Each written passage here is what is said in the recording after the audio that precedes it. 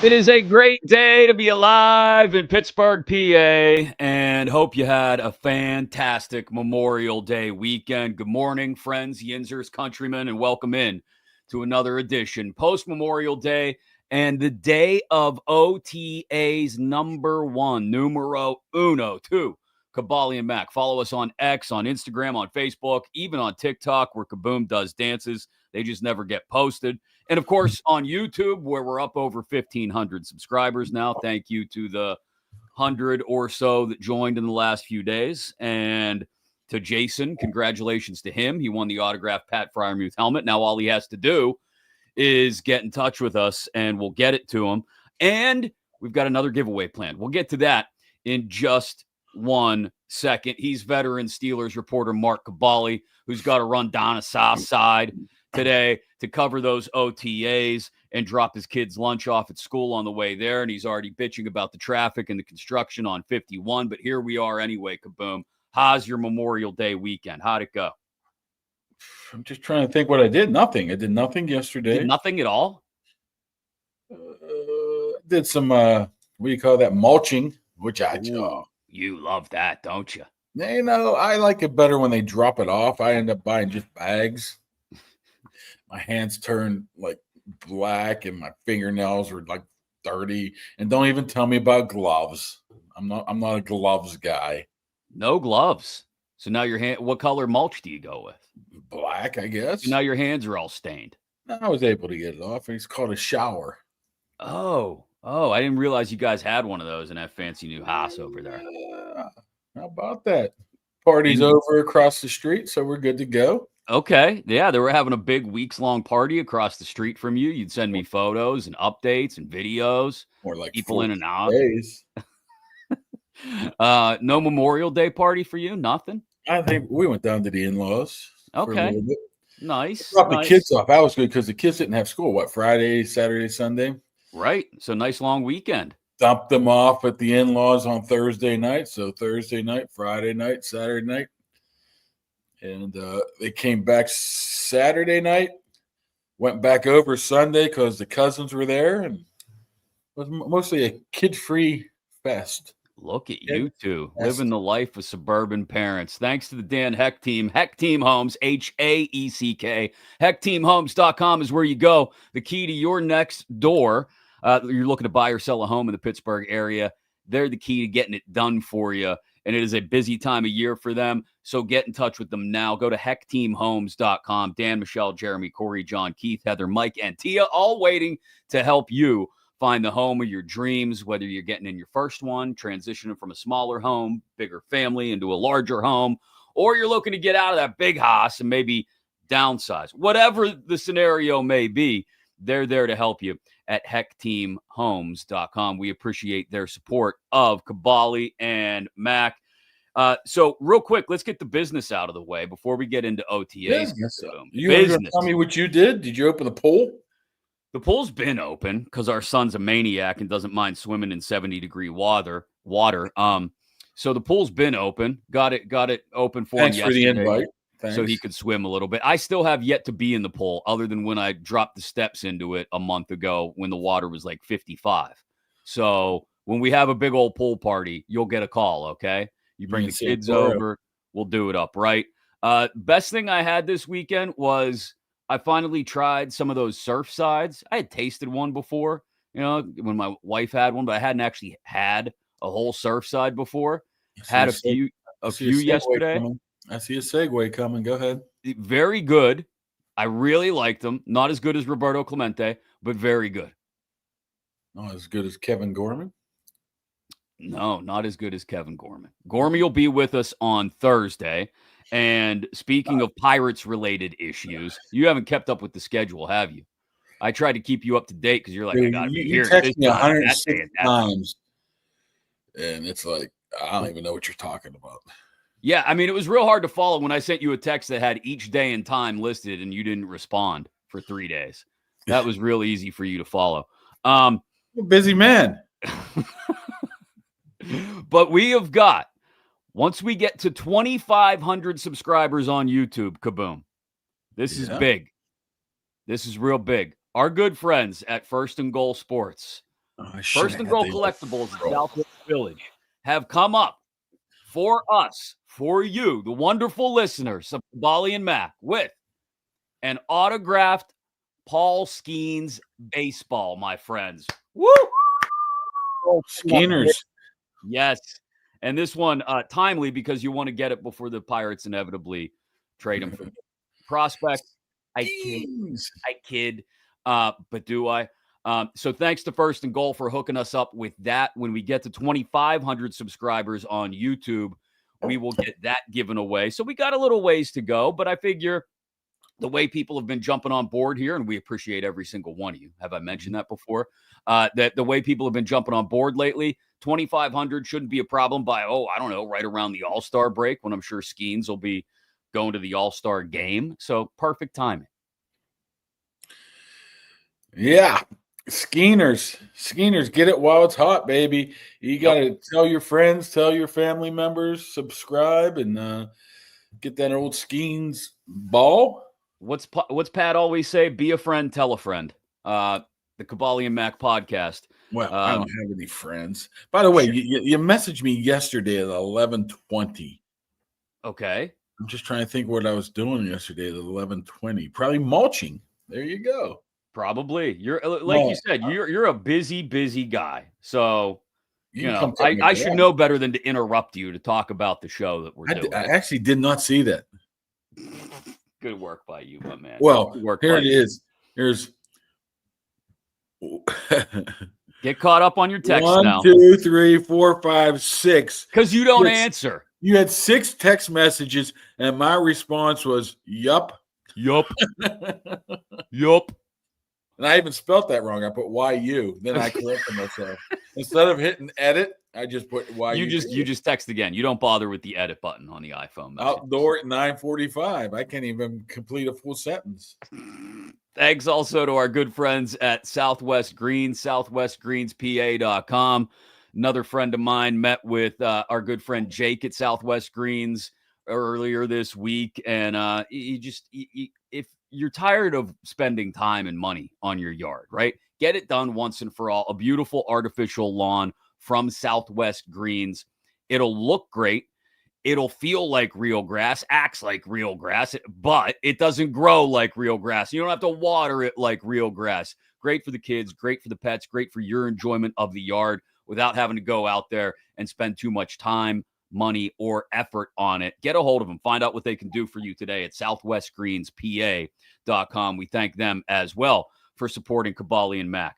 So before we get to something somebody said over the weekend, I want to rewind to Friday afternoon. I mean, literally like an hour or two after we wrapped up Friday's show talking to Mike Logan, who had some interesting thoughts on Aaron Rodgers. Aaron Rodgers pops up at a little Q&A session, and a little girl wants to ask him a very important question. Aaron Rodgers ever go to the Bears? Oh, boy. Security, can we get her out of here? I need some security. Security, can you take it easy on her on this one? No, but I believe there's a team that might play in Chicago this year. Let's go! On a road trip. I don't know. I'm not sure. Gotta check it out. Are you speaking in code? I love Chicago, though. Way more than they love me. It's been a great relationship, all one way. Wow. And then he drops the mic with that one. So Rodgers clearly alluding to the Steelers, right? The Steelers go there to Chicago in November. You've already booked your flight? Yeah. Oh, the flights to Chicago are simple. One of the few simple ones out of Pittsburgh. By the way, I got my they sent my passport back and said I did something wrong, so I'm not very happy about that. Oh, my God. What'd you do? I got to use it to get on the planes now. I'm not believing in that real ID. No real ID for Kaboom. No, I didn't screw up. They screwed up. They said I didn't pay. And I'm like, okay, what's this $100 out of my bank account for then if I didn't pay? But I digress. So more evidence in your corner that Rodgers is coming to Pittsburgh eventually. We just don't know. There's two things I take out of that. First of all, obviously, he did the very subtle tweak, here, not too many people here might not know this, but hey, we'll troll a little bit here and throw this out there. And number two is, if he's so goddamn busy, can't He's he all make over it the to place. Pittsburgh and sign the goddamn contract? So you're saying maybe he wasn't actually at a random hotel in the Strip on Friday morning? I don't know. Your sources are better than mine. Yeah, by the way, I texted someone who would know. I'll just put it that way. I can't really give any more detail. But I texted a direct source who would know whether Aaron Rodgers was staying at that hotel or not, and he did not, for what it's worth. Doesn't mean that he didn't wander his way into that hotel in the Strip and wander his way out, but it looks like he wasn't in Pittsburgh on Friday. Wandering at 6 a.m., right? Yeah. And interesting, very, very interesting. But maybe he does have a deal in place. He says, "Hey, dude, Then I'm why showing not? up." So Why does he have to say it? Why? Why wouldn't the team announce it? I guess is my point. Because he's like, "Hey, yo, hold off. If I don't show up to mini OTAs, I don't want anybody on my ass. So I'm coming up mini camp. It's a done deal." I don't think they would have signed it, because if they would have signed it, it had to go through the NFL offices and all that garbage. So maybe it's on paper. We don't know. So it's just sitting in one of those little plastic inboxes. You know, those little ones that stack up on top of each other? It's just sitting in one of those little inboxes on Omar Khan's desk. And he's just waiting to fax it over to the NFL office. That's what you're telling me? Probably sent it. They probably sent it to his agent, and his agent be like, "Okay, we'll send this back whenever. June next week or whatever." I mean, Yeah. at this point, he's not making it very subtle. It's not very subtle that what his plans are, right? I understand your reasoning and the logic we followed for a month or two now. Hey, if you're not going to come in for OTAs, you've been hammered by the media before about not going to OTAs, i.e. last year in New York, and you don't want to deal with it. But when the hell has Aaron Rodgers ever cared what anybody thought about him, right? So just sign the damn thing, get it done. And if you only show up for the mandatory minicamp in 2 weeks, then fine. You only show up for that. You're here for 3 days, in and out of town, meet the guys, and then get back to wherever you are, taking Q&As from little girls in Chicago or wherever the heck that session was, going to 7-on-7 camps, going to golf tournaments, going to the Kentucky Derby, all that. Go do your thing all summer and just be back in St. Vincent the last week of July or whenever camp opens. Well, there's a lot smarter people out there that are more well-informed about Aaron Rodgers' personality that probably can't even answer that question of why. Right? I guess it's just it. Maybe he doesn't want Danica Patrick coming out and talking about how she was hurt by him. Did you read that story? No, I didn't. Look, there's going to be a media storm or swirl that follows him around constantly whenever he gets to wherever he's going, and people know that he's going to be there. So why not, I guess, just do it and get it done? That's my question. Now, I do understand the logic of if he's not going to come in until the first full week of June for the mandatory minicamp, then hey, he doesn't want to. I don't know. I don't know what he wants to avoid. Aaron Rodgers doesn't care what anybody thinks. If they already sent him the playbook, maybe he's had some conversations with Arthur Smith. I mean, how far ahead would he be if he was there during phase 2 of off-season programming where it's just like working out? I think not everybody shows up to these things now. I mean, you're right. And I get that. Sessions. Nobody's saying he should be there this morning, which wouldn't that be a big move to just quietly show up the first day of OTAs, as nobody thinks he's going to do. But nobody expects him to be there this morning or next week, next Tuesday, Wednesday, Thursday, for that matter.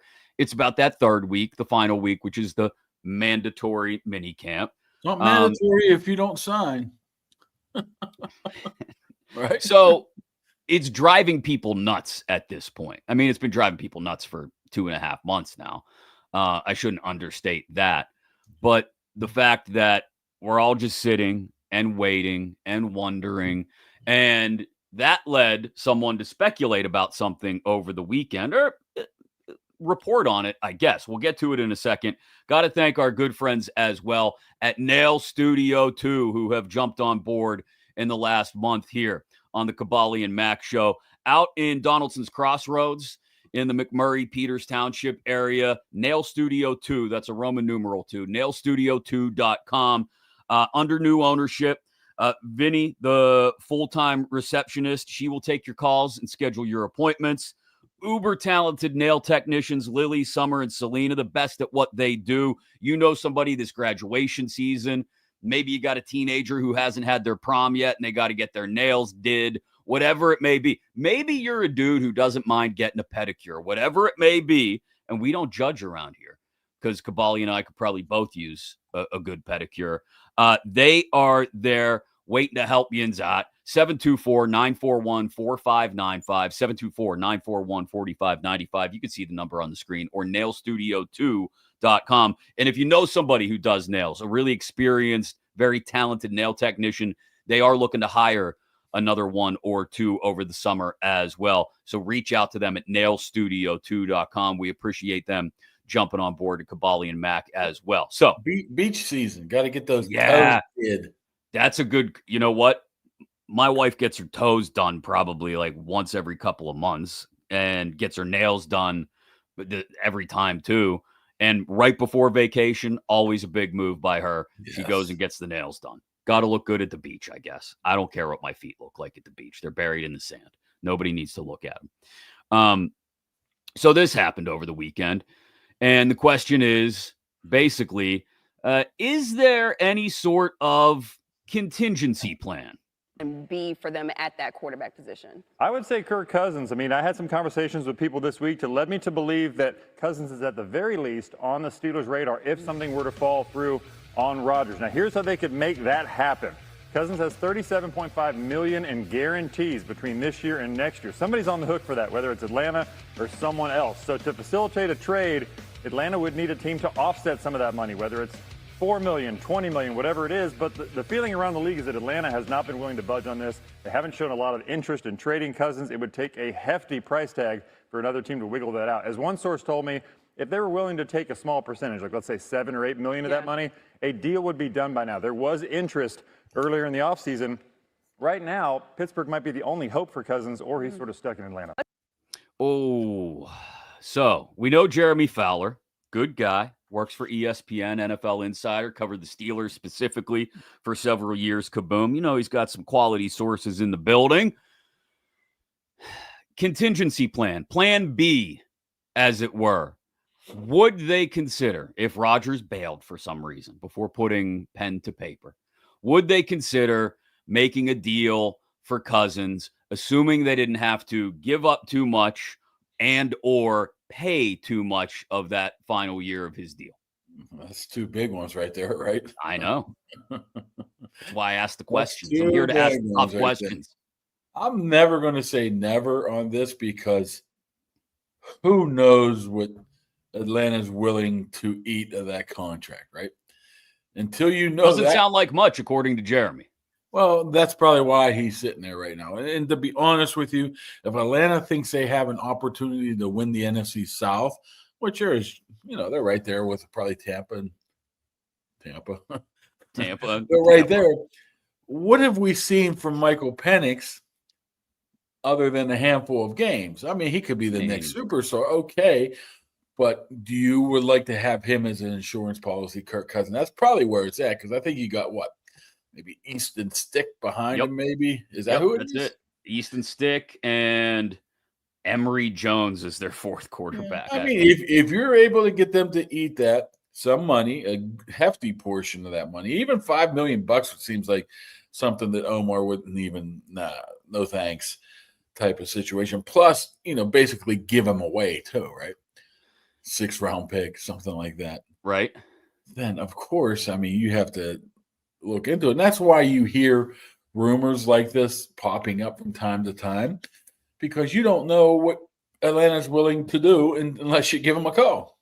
And once you give them a call, it's like, Steelers called. Steelers called. Yeah, I want to see how much you want for him. And if it's something, how much you want for him? You want what? Okay, thanks. We'll see you. Boom. That's considered a reaching out to him, right? Yeah, I mean, I look at it this way. Is it something they've talked about in the building? I think they probably wouldn't be doing their job if they hadn't talked about what the plan B may be if Rodgers doesn't come in eventually. And so Cousins is definitely one that. Let me ask you this question while you're here. Yeah. I don't know where you're going, but while you're here. Yeah. Is Kirk Cousins better than Mason Rudolph right now in your eyes? Not by much. Not by much. I don't think. I think he's way too turnover prone, which is something that would drive Mike Tomlin absolutely batshit crazy and would probably have him pulling the plug on Cousins after 1 3-interception game. Because we know how quick Mike is on the quarterback hook, right? I mean, well, when you have 5 guys over the past 5 years that really haven't been number ones, you tend to have quick hooks. That's fair. I don't think he's markedly better. Like I've said this before, if Rodgers is a win and a half better than Rudolph, Cousins is probably somewhere in the middle, like a half win to a win better. What is he? How old is he? 40? 38? Cousins, I think he's 38. A couple injuries coming off of. Yeah. I mean, at least we know Mason, what you're going to get from him. Basically, you're going to get 36, by the way. I misspoke. He's 36. You're going to a 30-year-old guy that's probably quite hungry. I mean, if you're Mason Rudolph, we're assuming Rodgers doesn't come here. It's a big assumption. It's probably going to be proven wrong here very soon. But Mason Rudolph would then be the number one, would have that one chance. And something tells me that Mason Rudolph would be a lot more hungry to having that chance to be a starting quarterback for a year rather than Kirk Cousins coming in because Atlanta doesn't want to pay you. Well, so there's 2 parts to that. I'll answer the last thing you brought up first. Does Mason being more hungry, as you put it, to perform, does that necessarily give him a longer leash with Mike Tomlin? I mean, Mike T has been, as I mentioned, notoriously quick with the hook, especially on Mason. Yeah, it depends on the options, right? If you have the only other options, a rookie Will Howard and Skylar Thompson, there's no hook. I mean, it's yours, right? So the other part of this is the Steelers do have the cap space. They don't want to take on the whole value of the contract. That would blow up whatever remaining cap space they have. But they could take on a decent chunk of it and not have to, get away with trading probably, like you said, a 6th-round pick for Cousins, eating a large portion of the deal, and then, still having the cap space available to go out and get that veteran wide receiver that you mentioned you think could probably happen before the end of these 3 weeks of practices. Yep.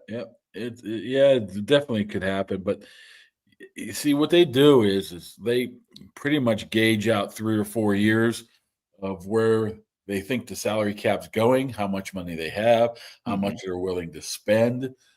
I don't know if throwing $20 million at Kirk Cousins for a year would be on the docket of. Yeah, it's not high on the list of things you want to do, but not having an experienced starting quarterback at the NFL level on your roster is also not something you want to do. Yeah.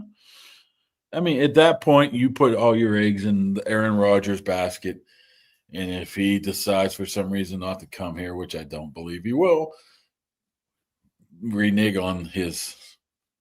I guess he didn't make a promise. Do we know what promises he made or didn't make? Yeah.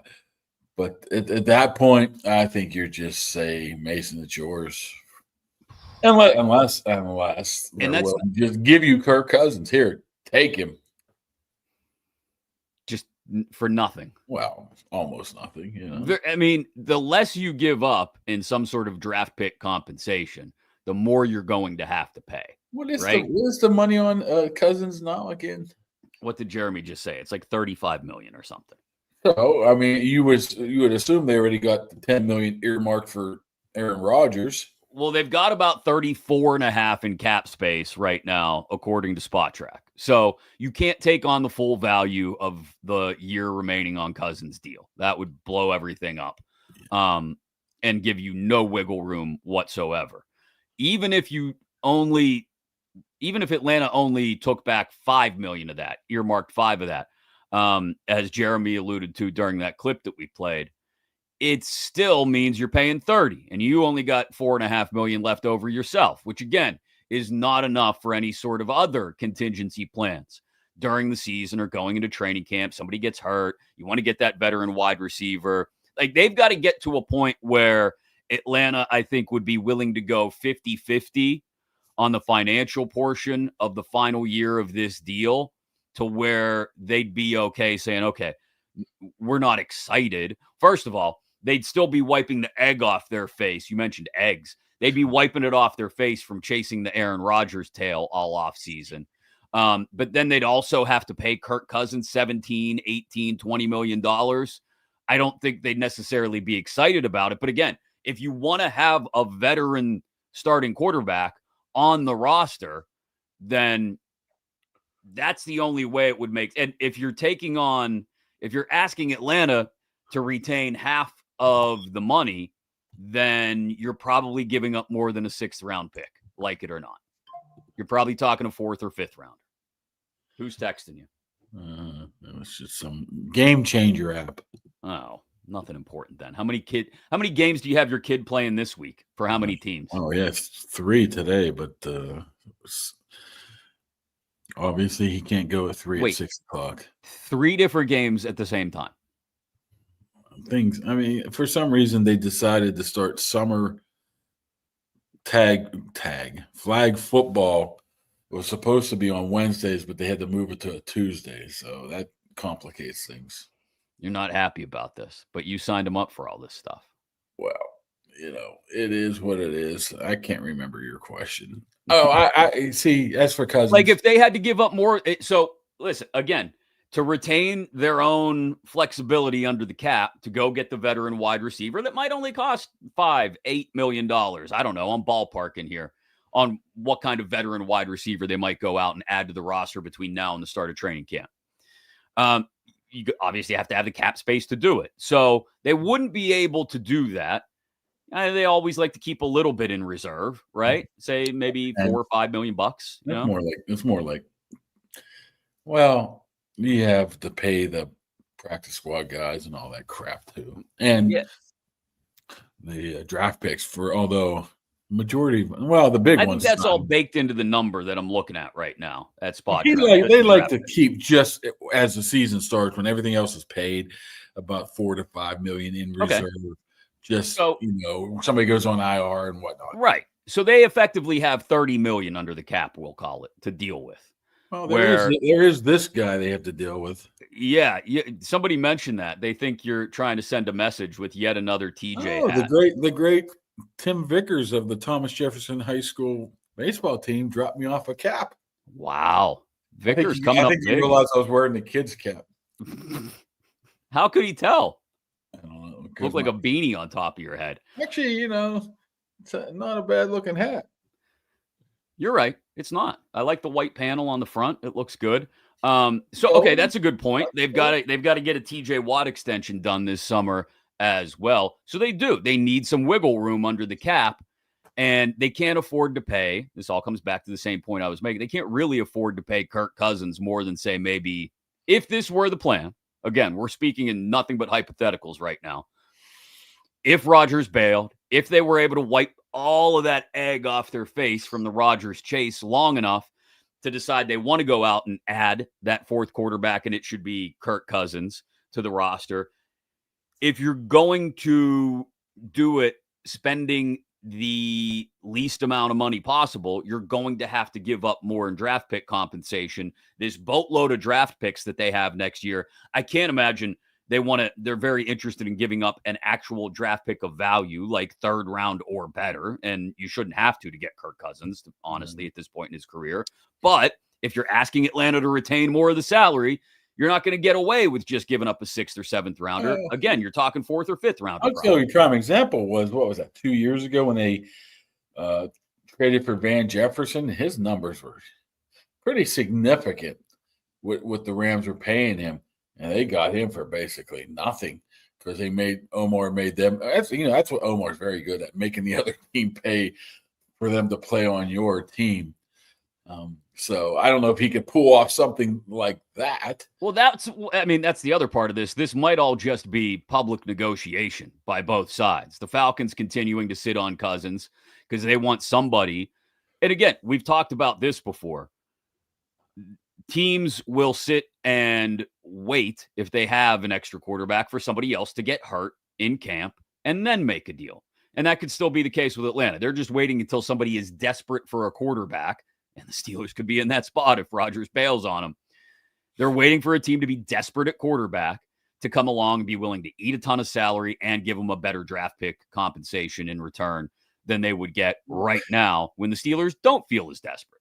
I was thinking the other day, is there anybody the Steelers could bring in that the fan base would accept over Aaron Rodgers? And it wouldn't be Kirk Cousins. I think people are like, I want that Aaron Rodgers guy. I don't want Kirk Cousins. If those were the two choices. No, I would take Rodgers over Cousins as well, even at this point in Rodgers' career. He's coming. He's Steelers here. Steelers great Mark Malone, who loves the use of the word dill holes, says he's not interested in Cousins. Rudolph's a better quarterback. True. I mean, I hear you. And like he said last week or whenever we had him last Sunday, he's never had that 17 games season to be able to prove anything. He's had 4-game seasons, 6-game seasons. So maybe it's too much for him. Maybe it's not.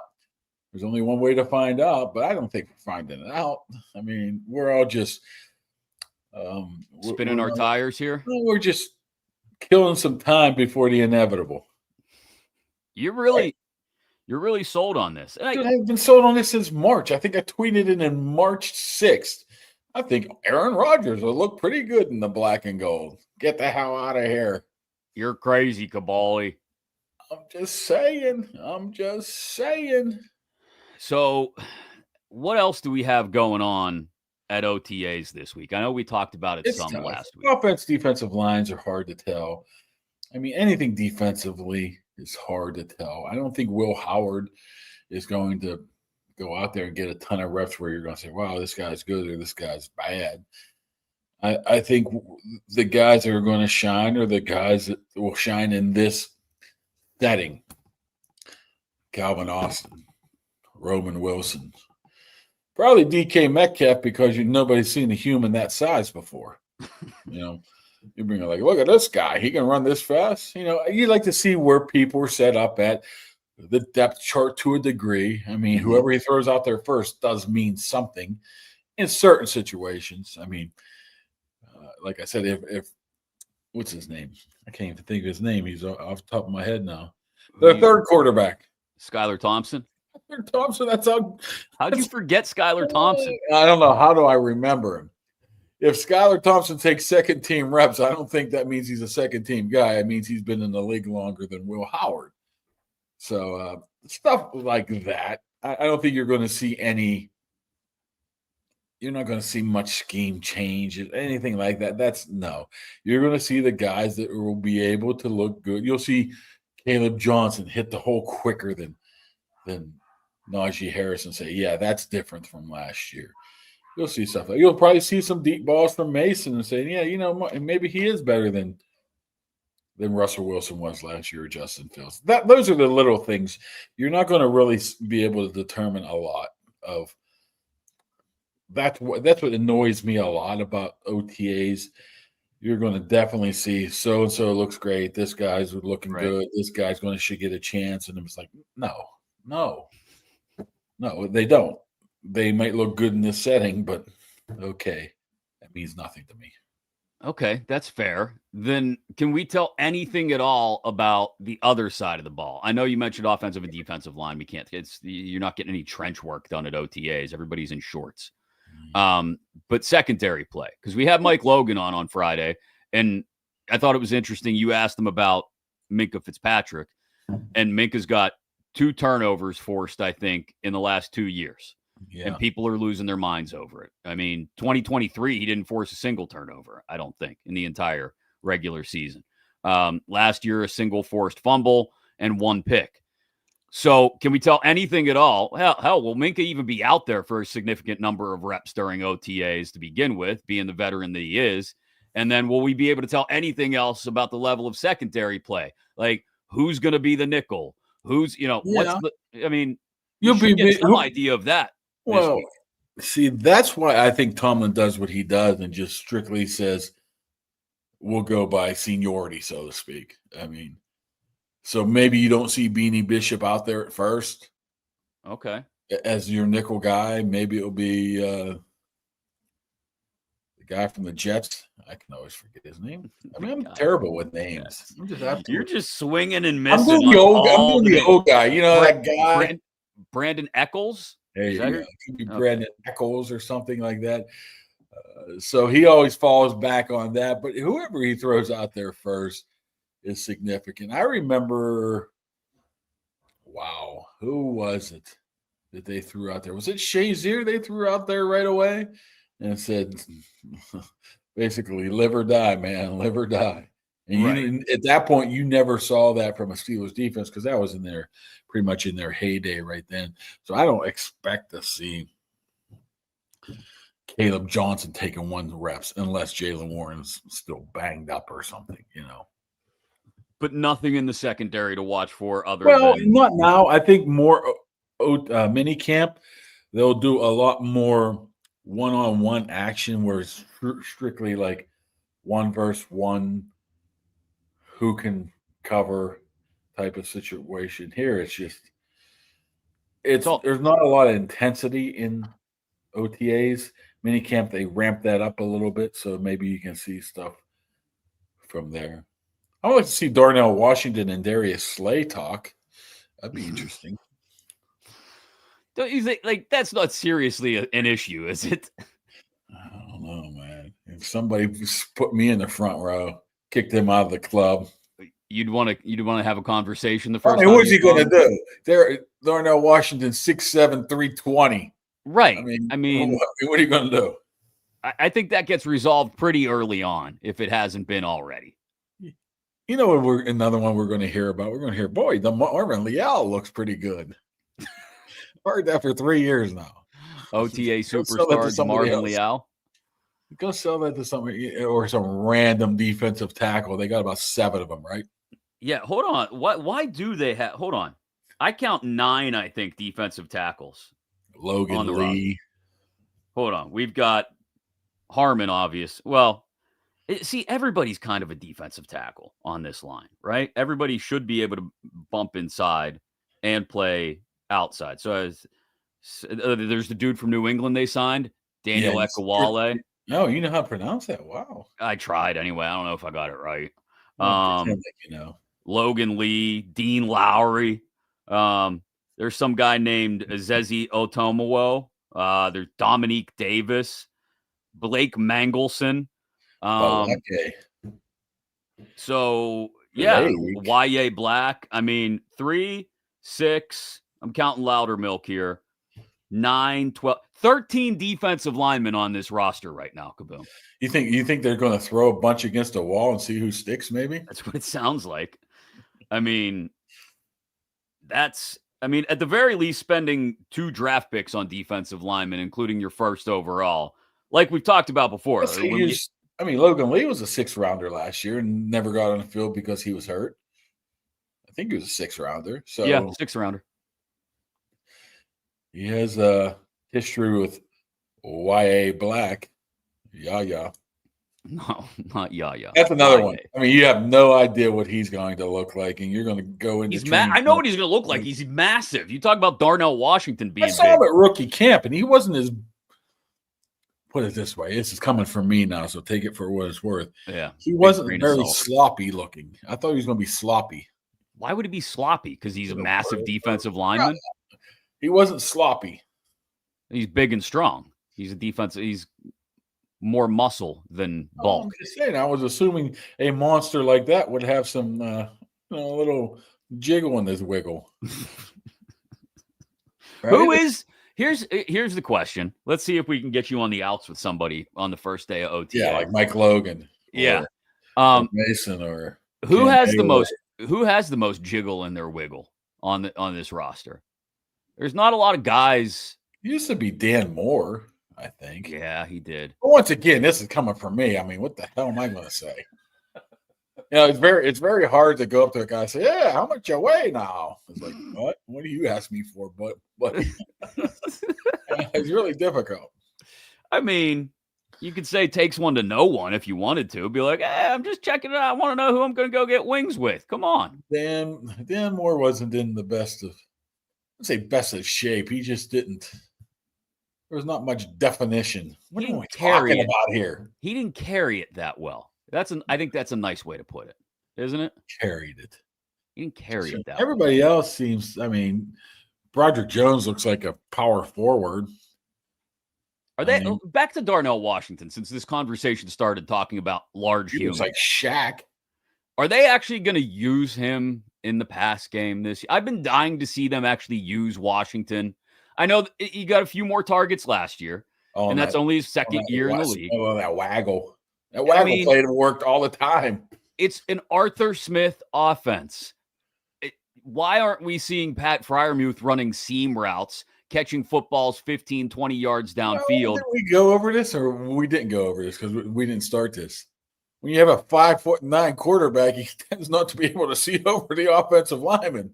You have mentioned that. Russ had a tough time seeing the middle of the field, maybe. Another thing that Rodgers would have over Cousins. Cousins isn't an especially tall dude either. Yeah. Mason's a good 6'4", 6'5"-ish, 6'4"-ish. That'll be another thing you'll see during OTAs. The first time a tight end catches a ball on a seam route down the middle of the field in stride, everybody's going to lose their mind over that as well. Looks like they're going to use the middle of the field more. I hope it's true. I heard that before. Yeah, but if you would guess how tall Aaron Rodgers is, what would you say? 6'3"? It says 6'2", which okay, 6'2", 6'3". That's what I was in that ballpark. Yeah, he's definitely not 6'4", but he's no shorter than 6'2". Yeah, yeah. He's not the problem with Russell was he had to either throw it up over the top or he had to find those lanes. And that's why he'd always see him shuffle to the right or to the left to be able to, find those lanes to throw to. But that's one thing you don't have to worry about Mason. He's 6'5" and he'll see over everybody. Plus he throws. That's the one thing that hasn't been mentioned at all yet in the national media, who sit here and bag on the Steelers quarterback predicament. And granted, it's been shaky all offseason, is not only do they not talk about Mason as a viable starting quarterback in the league, they don't mention that the dude has a cannon attached to his right arm.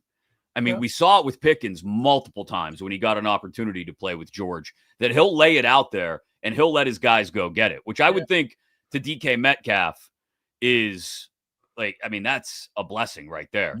Yeah, ball's going to be out there, just go get it. The problem with Mason is, and I understand it national-wise, they just haven't seen him a lot. I mean, they saw him a handful of games. He's most known for getting slapped upside the head by Myles Garrett and getting knocked out and looking like the great Gazoo from Earl Thomas, right? That's what he's known for. He's known for a three-game series at the end of the year. Tennessee was a disaster-ish. I mean, but Tennessee as a whole was disaster. I just don't think people realize.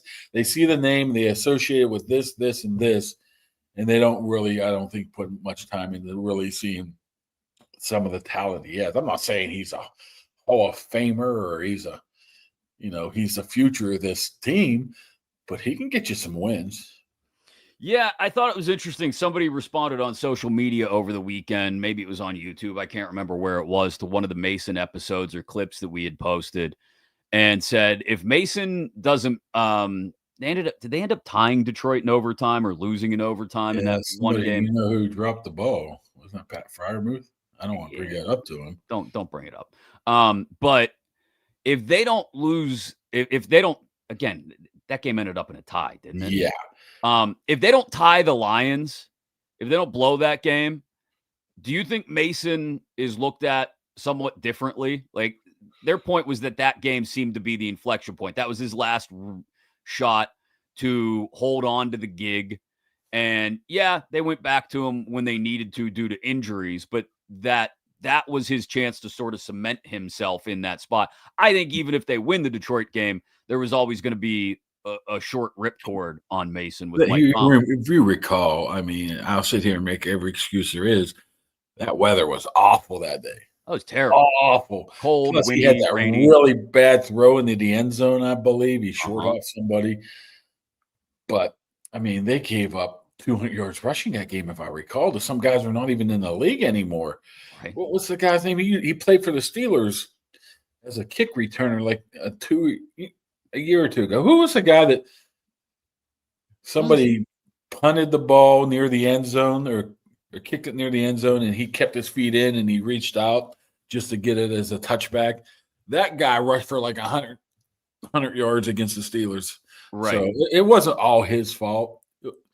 But, yeah, it could have been it.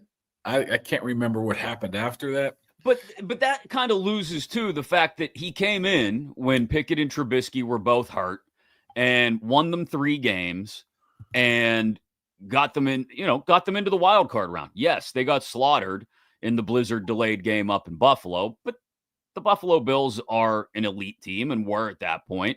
They still had a really good defense at that point.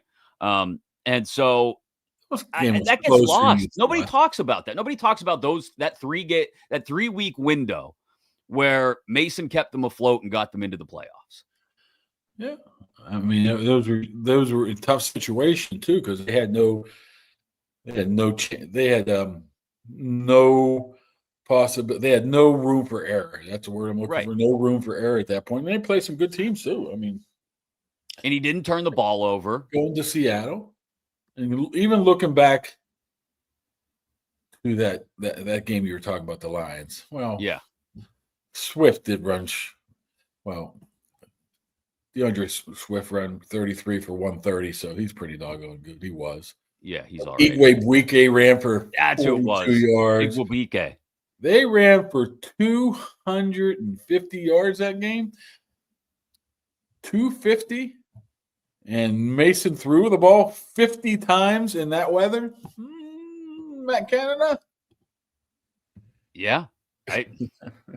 This is my point is, again, I understand both sides of the Mason Rudolph coin. Like, not a ton of starting experience.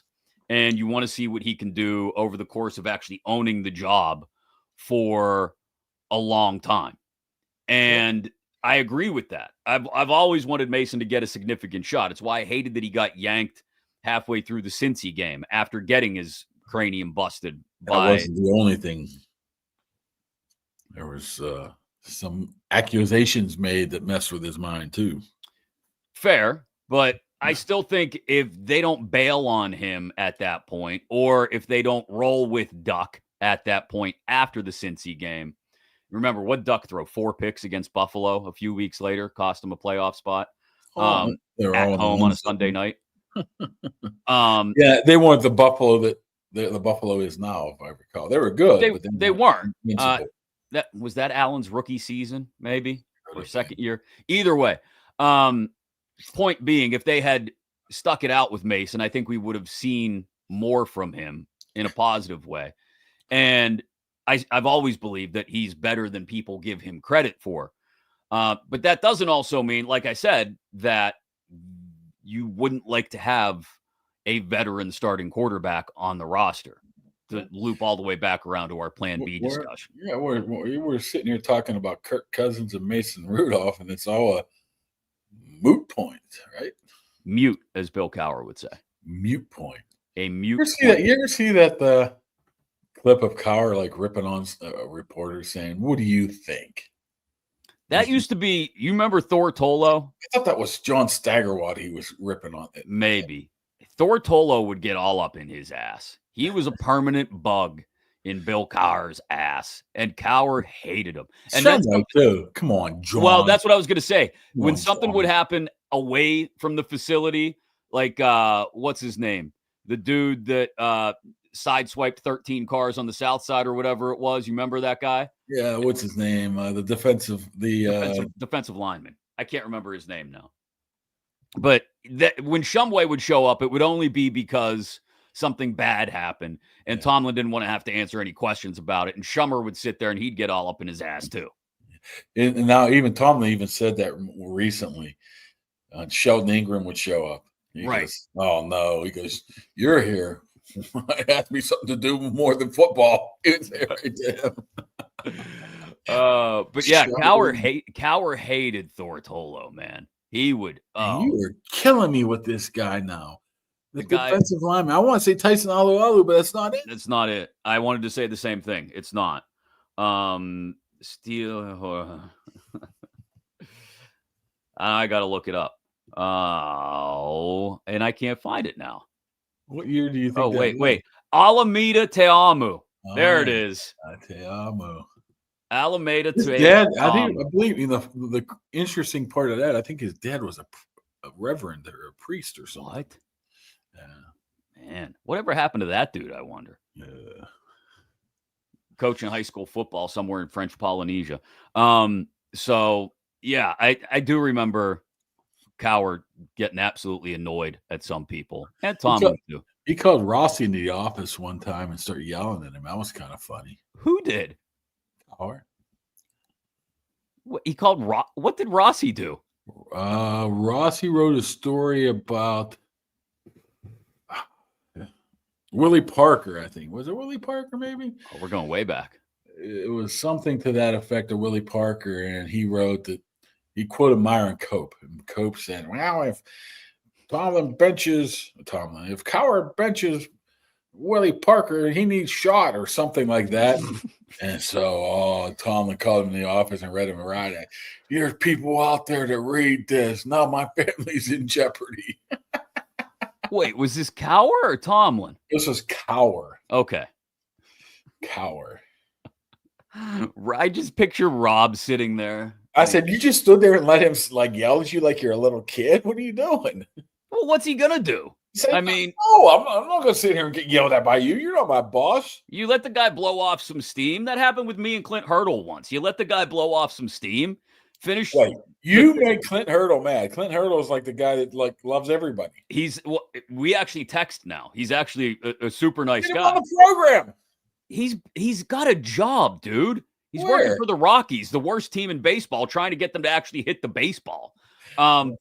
So no, there was a moment where he yanked McCutchen from a game early, and Kutch wasn't too happy about it, but didn't say anything. There's a shock. And so, there was the post game or the pregame presser the next day, because I did the post game show. I couldn't ask him about it post game. I asked him the next day about it, and I said, "What did Andrew have to say when you told him he was coming out?" And for whatever reason, he had enough of that. He looked directly at me right across his desk and said, "Stop." And everybody froze for a second. Like, what the hell? What's going on? Yeah. And he kind of went on a little bit of a rant and he cooled off real quick. But you just let the guy blow off steam. What are you going to do? You ask your question. If it makes him mad, it makes him mad. Well, I could see in that setting, but not, hey, come to my office. I need to talk to you. Thanks to our good friends at Impact HVAC. Give them a call. You need the AC checked up before it really starts to heat up. And it looks like the next couple of weeks during the OTAs and mandatory minicamp, we'll start to get some of that warm summer weather. You want the AC to run correctly. They'll come on out, take a look at it, make sure it's ready to go for those warm summer months. And if anything needs to be fixed, they'll repair it. Anything needs replaced, they'll take care of that. And a great locally owned business in the South Hills of Pittsburgh. Impact HVAC, PGH on Facebook, or give them a call. You see the number on the screen right there, 412-297-1852. Kaboom's got to run his kids' lunch to school. You think I should? What do you mean? Yeah, your kid needs to eat. Well, maybe I could teach her a lesson. I mean, what do I have to do? I literally set up her backpack, set up her water, set up her lunch. Say, hey, do you need to wear tennis shoes today? Do you have gym? Okay, I'll drive you up to the bus stop. And it's like, as we get off the car and if the bus is pulling up, hey, I forgot my lunch. What do you want me to do now? You can go back to the house and get it What and else drop do it I off have at the to school. do? Dude, how old's your 10. daughter? Was she 10? She's 10. You need Yeah, somebody. we got a I 12. said- We got a I- 12-year-old boy who still does the same, who still needs all the same stuff taken care of for him. We don't drive him to the bus stop because it's right outside the house. But not snap, but I said, you got to start learning to have some responsibility. oh, the R word. She goes, look who's talking. I was like, what? Clap back. Oh, damn. Somebody's grounded from the iPad when they get home. Yeah. Damn. It's impossible. The 8-year-old's like, when do I get a phone?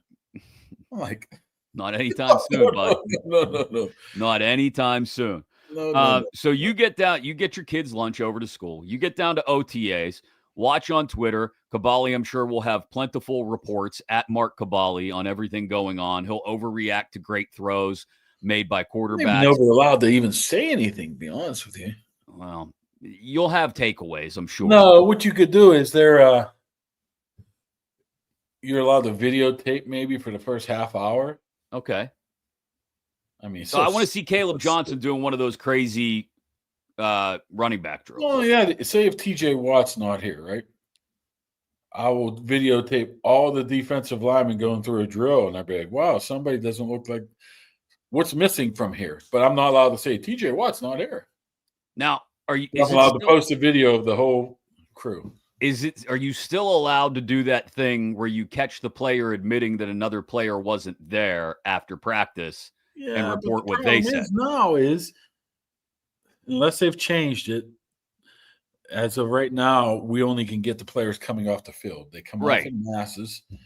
And what happens is one or two people get caught by an entire swarm and everybody else disappears. The worst case scenario is like, I'm going to go get Zach Frazier, man. I got a good story.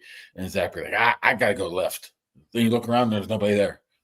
Then all of a sudden you're doing a story on like Skylar Thompson. I do. Skylar Thompson. That's why. I do think people need to appreciate that the access gets more difficult every year, and that you can't. It's OTAs. You can't just walk into the locker room and pick a guy out and talk to him. Like you said, what's that? Mini camp you can, but not. Well, last year they let us in, but I don't know. Maybe. Do you think Rodgers? Do you think let's go with they'll say there's not enough room in that locker room. I was going to say they'll put him at a podium, won't they?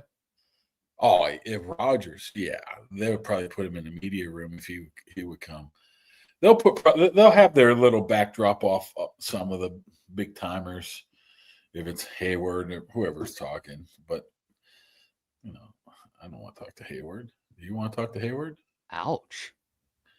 I mean, nothing against him, but I mean, if nobody else was around, I'd talk to him. Yeah, talked to Hayward for 12 years. That's true. I mean, I asked him to come on the show. He still hasn't responded. So, he doesn't like us. He blew us off at Big Night Out. Oh, I said, hey, what are you taking darts at me for? What do you mean? Oh, I'm just fooling around. I'm just messing around with you, Mark. All right. Deliver your kids lunch. Go do some reporting.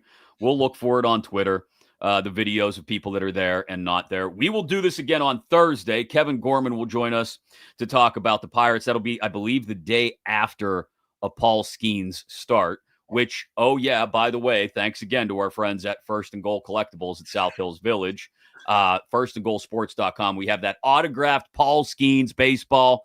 Got to be one of the first 2,500 subscribers on YouTube. So be a friend, tell a friend. We'll steal that from Pat about the Kaboly+Mack show and how they need to get subscribed on YouTube. Who won it now? Joe? Joe won the helmet? Jason won the autographed. Jason Jones won the autographed Pat Fryermuth helmet. He's just got to get in touch with us now so I can ship it to him. So if anybody knows Jason Jones. And if anybody knows where Relaxed Styles is, let us know. I tried to email him yesterday and still nothing. Jeez. Vanished like a fart in the wind. I don't know what's going on. What say you, Miss Fuzzy Britches? All right. Go do your job. We'll talk again on Thursday. Sound good? Thanks, everybody. Have a great one. Hope you had a good Memorial